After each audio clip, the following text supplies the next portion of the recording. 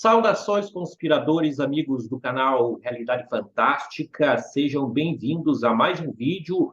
Hoje, dando sequência ao nosso estudo dos 7 princípios herméticos, conforme enunciados nesta obra aqui, o Kybalion, obra publicada no ano de 1908, pela Yogi Publication Society, sob o pseudônimo de Três Iniciados, mas que muito possivelmente foi escrita por William Walker Atkinson, um dos pioneiros do movimento do Novo Pensamento, que também era proprietário da Yogi Publication Society. Nós já discutimos um pouco mais sobre a história desse livro nos outros episódios aqui do canal, que fizemos sobre os princípios herméticos, que a descrição está...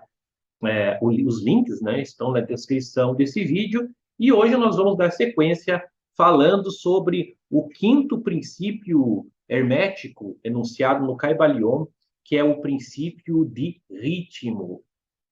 Antes de continuarmos, pessoal, não esqueça de deixar o seu like, é muito importante para nós, como produtores de conteúdo aqui no YouTube. Se você não for inscrito, inscreva-se no nosso canal, acione o sininho de notificações para ficar por dentro das novidades. E também aproveito aqui para fazer mais uma propaganda. Se você quer fazer o seu mapa astrológico, quer fazer uma análise astrológica, você pode entrar em contato comigo, que sou astrólogo com experiência de muitos anos, e terei o máximo prazer de marcar uma consulta e fazermos essa viagem aí de autoconhecimento através da análise do mapa astrológico, utilizando essa ferramenta maravilhosa, ancestral e, ao mesmo tempo, moderna, que é a astrologia. Então, aqui estão os meus contatos, né? Faça contato, que tenho certeza que você vai se surpreender. Bom, continuando, pessoal, o nosso estudo dos princípios herméticos, o Kybalion, esse livro, que ele é muito influente, porque ele foi publicado em 1908, nós já falamos isso, e ele pretende ser um estudo da filosofia hermética do Antigo Egito e da Grécia.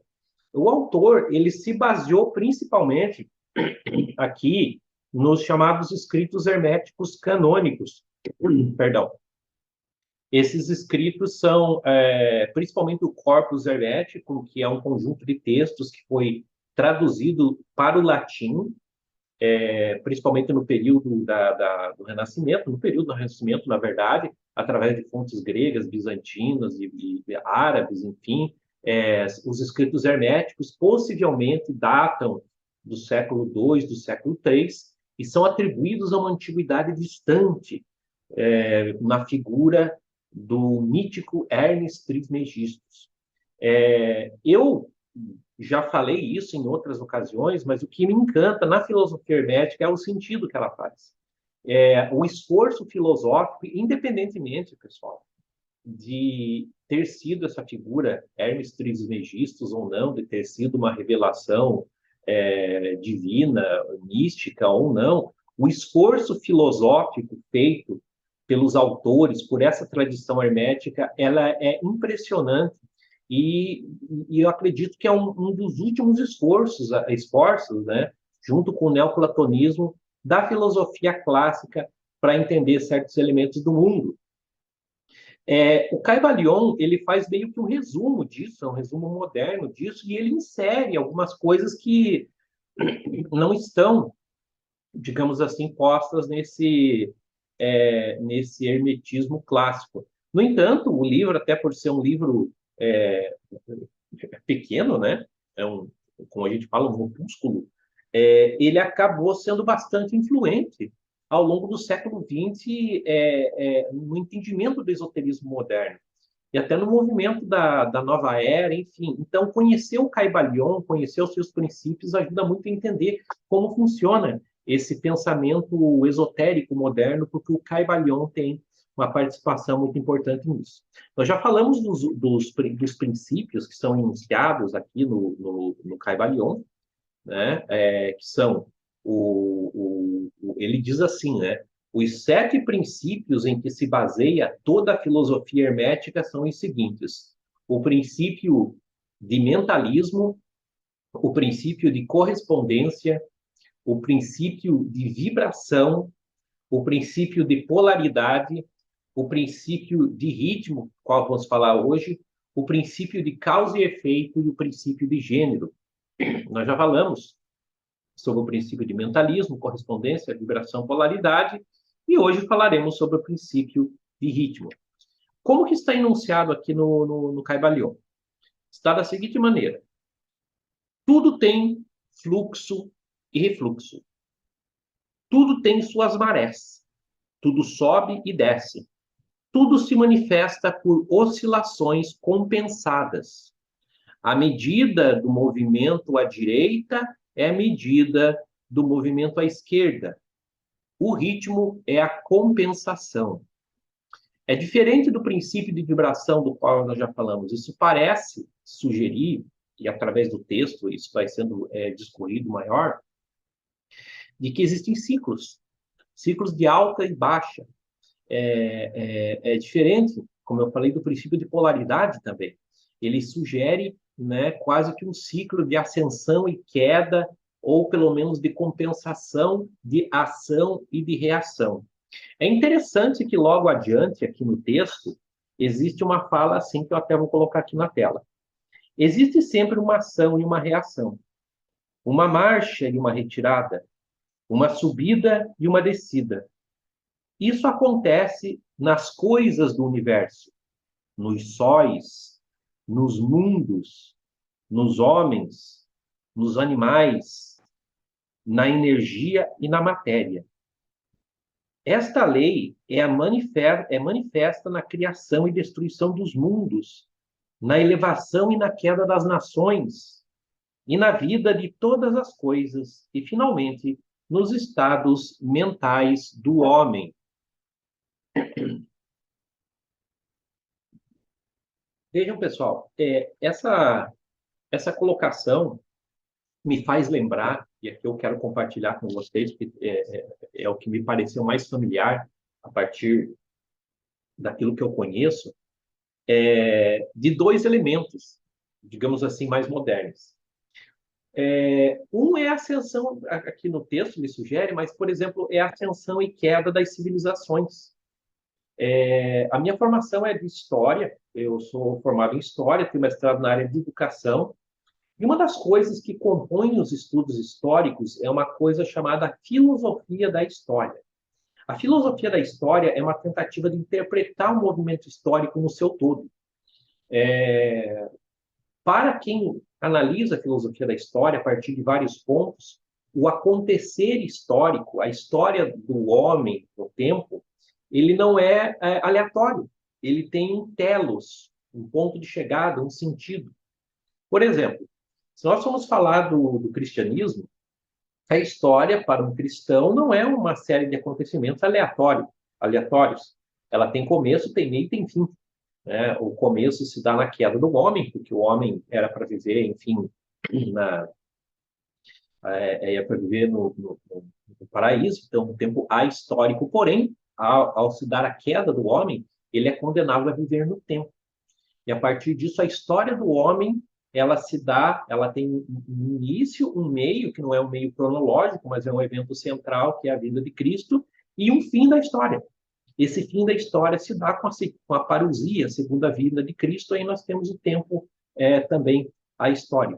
Então veja que a história, na verdade, é uma história de progresso, porque o homem está caído, né, está num estado de pecado, e a história da humanidade é rumo à salvação. A partir do ponto de vista laico, também temos as várias filosofias que pregam o progresso. A história do homem é a história do progresso. Né? Filosofias como o positivismo dizem, olha, qual é o melhor momento da humanidade? É agora, amanhã será melhor, porque a humanidade progride. Isso está escrito lá na nossa bandeira de inspiração positivista, que está lá, ordem e progresso. O iluminismo também é uma filosofia progressista, né, que vê que aí sim, problemática e não necessária. Né? Quando a gente fala que uma coisa é necessária em filosofia, a gente quer dizer que só pode ser desse jeito, não pode ser de outro. O iluminismo diz que, de forma problemática, ou seja, que se o homem cumprir, né, com aquilo que se espera da sua natureza, haverá progresso. Por isso que o iluminismo acredita tanto no progresso das artes, no progresso das ciências. Outras filosofias vão tentar interpretar a história como um movimento em direção a alguma coisa. Novamente, até filosofias laicas, como o marxismo, que vai ver a história da humanidade sendo movida pela luta de classes e se dirigindo a um futuro de uma sociedade sem classes. Vamos ter visões religiosas, outras, né, além do cristianismo, que vão apontar para um momento, ou seja, a história ela é arrastada. Raramente, arrastada não, ela é tida como algo que tem um sentido. São poucas as filosofias que falam de uma história sem sentido, em que as coisas acontecem. E, na verdade, modernamente, digamos assim, de modos odiernos, né, a pós-modernidade, ela muitas vezes aceita que não há um sentido na história, que as coisas simplesmente acontecem. Um dos conceitos mais populares durante a interpretação da história é a da história cíclica, talvez inspirado pelos ciclos da natureza, talvez inspirado pelo próprio ciclo da vida humana, né, onde o ser humano nasce, ele tem seu auge, né, enquanto vigor físico, mental, e depois tem um declínio natural devido à idade, etc., até o seu falecimento. Mas houveram tentativas de interpretar a história dessa maneira, ou seja, o desenvolvimento do homem. A gente pode lembrar de Spengler, por exemplo, mas uma das últimas tentativas nesse sentido foi de um filósofo da história, um historiador, filósofo da história britânico chamado Arnold Toynbee, onde ele falava da ascensão e queda das civilizações. O Toynbee, no seu trabalho, um estudo sobre a história, ele vai interpretar que as civilizações elas têm esse ciclo, ou seja, elas têm um movimento de ascensão e um movimento de queda.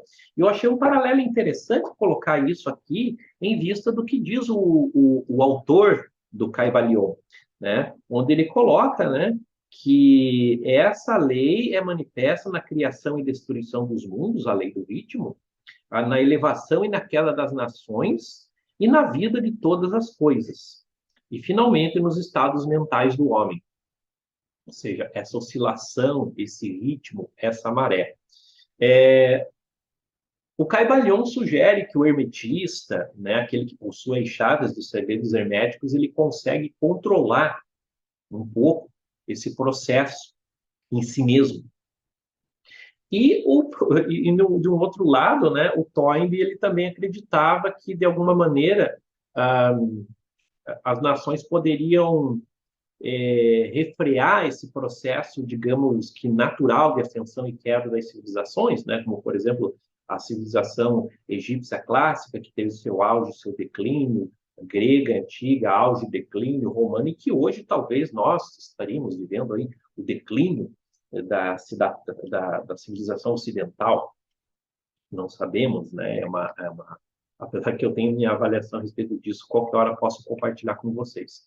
Então, isso é um exemplo de como esses princípios do Caibalion eles acabam sendo assim populares, porque eles fazem sentido do ponto de vista de outras reflexões filosóficas. O outro ponto em que eu gostaria de compartilhar com vocês é a similaridade acerca de quase praticamente qualquer sistema de ideias. Teve um filósofo da ciência no século XX muito influente chamado Thomas Kuhn. O Thomas Kuhn ele tentou explicar como se desenvolve o conhecimento científico. Para muitas pessoas, o conhecimento científico ele se desenvolvia por acumulação, né? À medida que você vai sabendo mais, você vai empilhando mais e mais conhecimento, até que chega um momento em que o nosso conhecimento cresce. Mas o Thomas Kuhn ele vai apresentar no seu livro A Estrutura das Revoluções Científicas, ele vai apresentar a noção de paradigma. Para ele, por exemplo, a física newtoniana ela não é um acréscimo da física aristotélica, é uma ruptura no paradigma e a criação de um novo. A física relativística não é um acréscimo da física newtoniana, é a ruptura de um paradigma para a criação do outro. Então, me parece que, assim, aplicando essa analogia do princípio de ritmo, nós podemos ver isso nesse processo.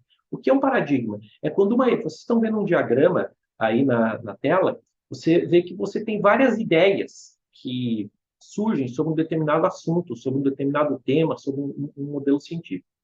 Em dado momento, uma dessas ideias, um desses modelos ou um desses paradigmas, ele começa a ser dominante, ele começa a ser a explicação dominante, por vários motivos. Thomas Kuhn vai dizer que não é só por motivos lógicos, aí vai ter questões até políticas, ou elegância do sistema, enfim, e vai ser o paradigma dominante.